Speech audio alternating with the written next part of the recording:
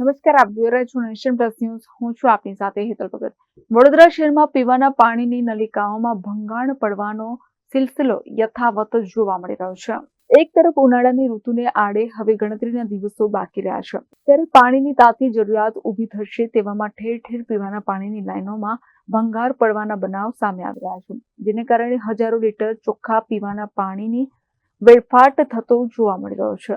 તેવામાં છેલ્લા 2 દિવસથી પ્રતાપનગર પોલીસ હેડક્વાર્ટર્સથી લાલબાગ સ્વિમિંગ પુલ તરફ જવાના માર્ગે પીવાના પાણીની લાઇનમાં ભંગાણ પડ્યા બાદ રિપેરિંગની કામગીરી કરવામાં આવી નથી, જેના કારણે રોડ ઉપર નદી વહેતી હોય તેવા દ્રશ્યો જોવા મળ્યા છે.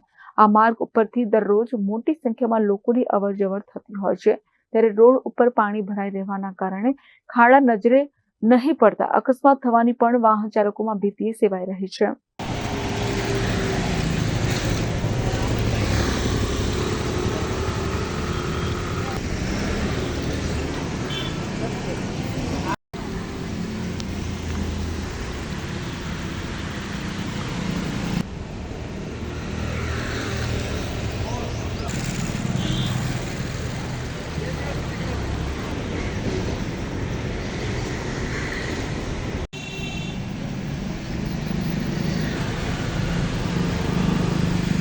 Report nation plus news Vadodara. સમાચારોના સતત અપડેટ મેળવવા માટે અમારી નેશન પ્લસ ન્યૂઝની યુટ્યુબ ચેનલને સબસ્ક્રાઇબ કરો, બેલ આઇકન દબાવો અને જોડાયેલા રહો ફેસબુક, ઇન્સ્ટાગ્રામ અને ટ્વિટર પર.